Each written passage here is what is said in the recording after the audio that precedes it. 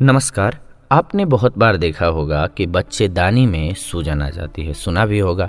अगर है तब भी और नहीं है तब भी ये एपिसोड आपके लिए खास क्यों है?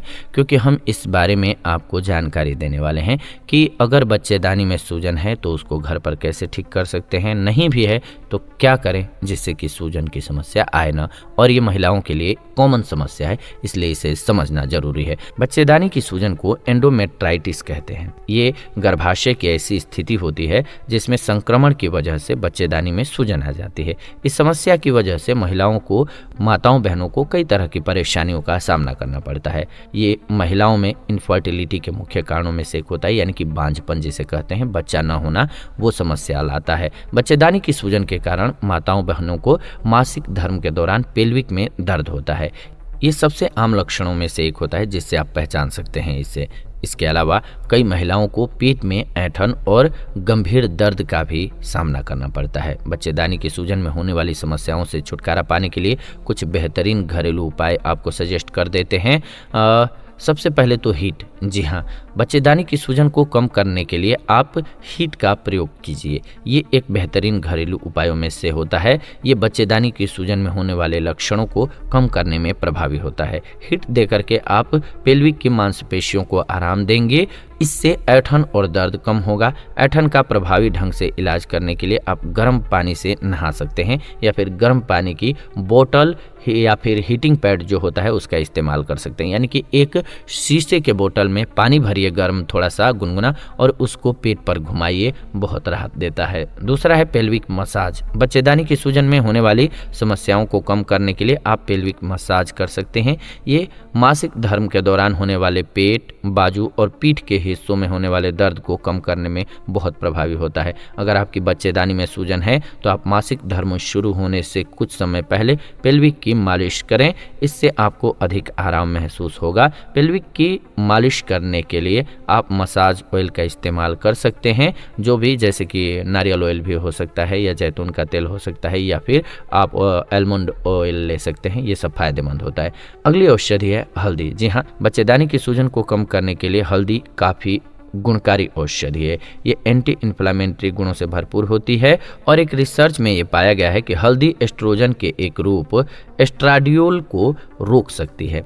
ये बच्चेदानी के सूजन को प्रभावी ढंग से कम करने में असरदार होती है। हल्दी की खुराक कैप्सूल के रूप में ले सकते हैं आप। इसके अलावा हल्दी की चाय या फिर आप अपने नियमित आहार में भी हल्दी को शामिल कर सकते हैं, इससे फायदा होगा, बच्चेदानी के सूजन को कम करने में मदद मिलेगी। इसके अलावा आहार में बदलाव बहुत जरूरी हो जाता है। जी हाँ, आहार में परिवर्तन करने से बच्चेदानी की सूजन के लक्षणों को कम करने में मदद मिलती है। डाइट में किस तरह के बदलाव से बच्चेदानी के सूजन को कम कर सकते हैं आप, इसके लिए और अधिक शोध की आवश्यकता है, लेकिन ध्यान रखिए कि रेड मीट के सेवन को कम कीजिए। फल और सब्जियों और साबुत अनाज का सेवन बढ़ा दीजिए तो आपको फायदा होगा। इसके अलावा अरंडी का तेल। जी हाँ, एंडोमेट्रियोसिस के इलाज के लिए कैस्टर्ड ऑयल का इस्तेमाल वर्षों से किया जाता रहा है, यानी कि बहुत पहले से हो रहा है।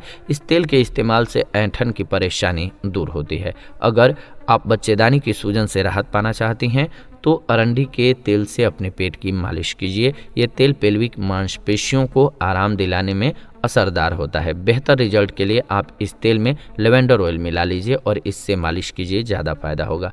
इसके अलावा अदरक की चाय। जी हाँ, बच्चेदानी की सूजन होने पर कुछ लोगों को मितली का अनुभव होता है, यानी कि उल्टी आने सा होता है। इस स्थिति में अदरक की चाय महिलाओं के लिए बहुत लाभकारी होता है। रिसर्च में देखा गया है कि अदरक की चाय बच्चेदानी की सूजन में बहुत प्रभावी तरीके से कार्य करती है और सुरक्षित साबित होती है। कई सुपरमार्केट और किराना स्टोर के अंदर आप जाएंगे तो अदरक की चाय का पैकेट मिल जाएगा, ले सकते हैं। इसके अलावा आप एक मध्यम आकार के अदरक के टुकड़े को पानी में उबाल करके भी पीजिए, इससे आपको मितली की परेशानी से काफ़ी हद तक राहत मिलेगी। दिन में 3 बार अदरक की चाय का सेवन कर सकते हैं मितली की स्थिति में।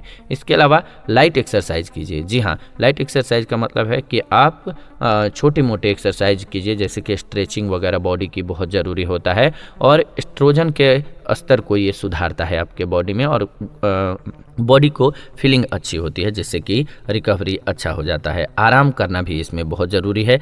ओमेगा 3 फैटी एसिड वाले जो फूड्स होते हैं उनका सेवन ज़रूर कीजिए, खास करके जैसे कि अलसी होता है उसका सेवन कीजिए। इसके अलावा और भी बहुत सारे तरीके हैं, जैसे कि एक्यूपंक्चर विधि है, तो वो सब तो डॉक्टर के पास आप जा करके कर सकते हैं, लेकिन ये कुछ तरीके हैं जिनके माध्यम से आप बच्चेदानी के सूजन को कंट्रोल कर सकते हैं। ऐसी ही जानकारीपूर्ण वीडियो इस चैनल के माध्यम से हम लेकर के आते रहते हैं, तो ऐसी जानकारीपूर्ण वीडियोज के लिए चैनल को सब्सक्राइब कर लीजिए, बेल नोटिफिकेशन को ऑन कर लीजिए, ताकि नई वीडियो जब भी हम लाएं नोटिफिकेशन आपको सबसे पहले मिले। साथ ही साथ वीडियो को लाइक कर दीजिए, शेयर कर दीजिए व्हाट्सएप पे, फेसबुक पे, ताकि सभी को वीडियो मिल सके। आप देख रहे हैं आयुर्वेदिक उपचार चैनल। फिलहाल इस वीडियो से विदा लेते हैं, जुड़ेंगे नई वीडियो में नई जानकारी के साथ। तब तक आप सभी खुश रहें, स्वस्थ रहें। जाते जाते कमेंट्स करके ज़रूर बताएं कि आपको ये जानकारी कैसी लगी।